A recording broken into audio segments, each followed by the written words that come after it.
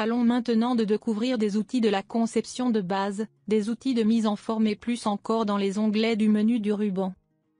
L'onglet Home contient le champ Draw, qui comprend des outils pour dessiner des lignes, des polygones, des cercles, des arcs, etc. Dans le champ Modify, il existe des commandes de modification, telles que copier, faire pivoter, couper, mettre en miroir, développer, supprimer, etc. On examine certaines d'entre elles plus en détail ci-dessous. Si vous souhaitez afficher tous les outils d'un champ, cliquez sur le titre. Vous pouvez également épingler le menu pour une utilisation continue. Le champ Layers contient des commandes pour créer et gérer des couches. C'était un outil très important pour la bonne organisation des projets. Nous en dirons plus à ce sujet plus tard. Passez au champ Annotation pour saisir des textes, des dimensions et des tableaux. Le champ suivant concerne la création et la modification d'objets de blocs, lesquels représentent une composition d'objets généralement répétés plusieurs fois dans un dessin, comme une porte ou une chaise. Dans le champ Property, nous pouvons modifier les propriétés des lignes, telles que la couleur, le style et l'épaisseur. Ensuite, nous trouvons quelques outils auxiliaires tels que la calculatrice, le regroupement et la mesure de distance. Enfin, nous avons le champ Clipboard avec la mise en forme de copie, de coupe, ou l'outil Entity Formatting, pour copier les propriétés d'un objet à un autre. L'onglet Edit contient le champ Modify, où se trouvent de nombreuses commandes de modification que nous avons déjà mentionnées. Nous allons nous concentrer sur la commande Offset, pour créer des formes parallèles, la commande Scale, pour agrandir ou réduire les objets, ainsi que l'outil Break, pour segmenter des objets, ou en faire un à l'aide de l'outil Join. Toutes les commandes du champ Draw Order sont également très utiles. Ces outils vous permettent d'organiser la hiérarchie d'affichage. Souvent, pour un dessin clair, vous devez renvoyer les hachures, et faire avancer le texte et les dimensions. Dans l'onglet Draw, vous trouverez la commande Construction Line, qui nous permet de placer des guides de conception dans l'espace objet. Entity Snaps sont utilisés pour attirer des points spécifiques d'un objet, tels que le centre ou la fin d'une ligne. Il s'agit d'une fonctionnalité très importante pour la précision de conception et le flux de travail.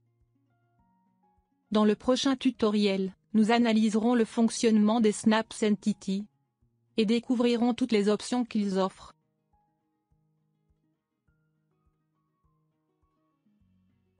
Dans l'onglet Insert, il y a tous les outils liés au bloc, comme indiqué dans l'onglet Home, et on passe aux commandes Open Xref et Xref Manager. Xref est vraiment importante, car elle nous permet d'importer plusieurs dessins, sans surcharger notre fichier maître. Dans la fenêtre Xref Manager, il y a une liste complète de tous les fichiers que nous avons importés, et d'autres options comme la vérification de leur état.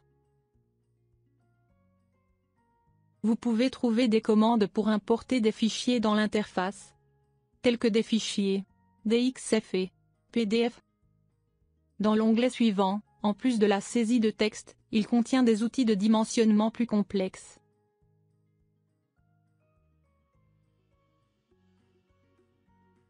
ainsi que des outils de ligne de repère. L'onglet Layout comprend toutes les commandes d'impression de l'espace papier, que nous verrons plus en détail dans un autre tutoriel. Sur l'onglet View, il y a toutes les commandes de navigation. Zoom et Pan sont très utiles pour le déplacement dans la zone de dessin. Real Time Zoom est également effectué avec le défilement de la souris, tandis que la commande Pan est exécutée en appuyant sur la roue et par glissement de la souris. De plus, Orbit et View Manager sont utilisés pour naviguer dans l'environnement 3D. Le menu déroulant Top comprend toutes les vues prédéfinies. Dans le champ Model Viewport, vous pouvez diviser la surface de dessin en sections, ce qui vous permet de visualiser votre conception sous différents angles. Il est possible de spécifier le style visuel dans un dessin en 3 dimensions, via le champ Visual Style, tels que wireframe, réalistique, etc. Définissez plus de paramètres de visualisation pour les matériaux et l'éclairage par le champ rendering.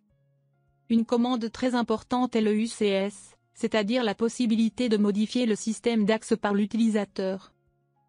Ce nouveau système peut être basé sur un seul point, le système de coordonnées mondial et plus encore.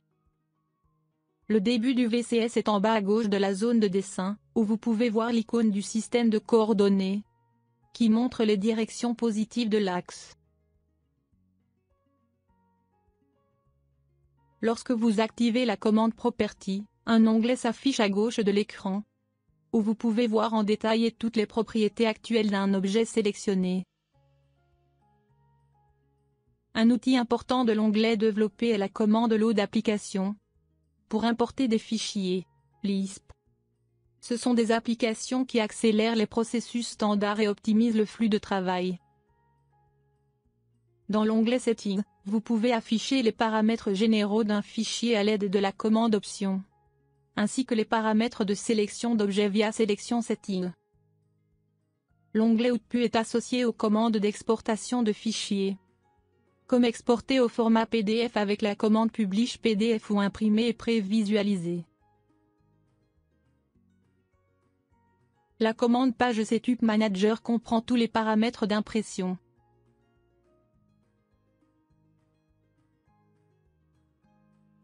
CVC va se trouve dans la barre de titre et le menu principal.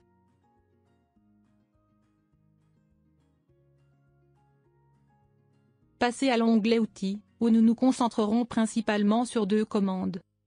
La première est la commande Distance, qui calcule la distance et l'angle entre deux points.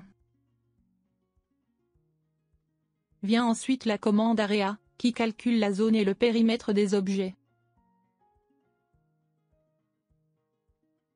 Passez à l'onglet Outils Express, où il existe un certain nombre d'outils auxiliaires, comme l'édition de texte pour des ajustements rapides. Le dernier est l'onglet Add-on, qui contient des commandes liées aux conversions de fichiers. ActK convertit les fichiers dans d'autres versions, pour des raisons de compatibilité. Ensuite, nous pouvons convertir un PDF au format DXF. Alors que la commande Raster2Vector convertit une image dans un fichier DWG. L'outil ActK Block Library contient une excellente bibliothèque de blocs, tandis que l'outil UniConverter est une calculatrice de conversion d'unités. La commande import CSV. Vous permet d'importer des fichiers produits avec des points CSV. Ensuite, nous voyons la commande License Transfer, qui libère une licence pour l'activer à partir d'un autre ordinateur.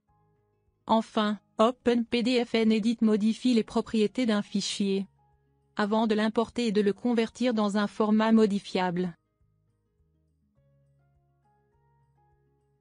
Ce sont quelques-unes des commandes de base que nous devons connaître. Revenez à l'onglet Home pour ouvrir un plan des tâches existant, afin d'examiner certaines des fonctionnalités, ainsi que d'autres points saillants du programme ActK.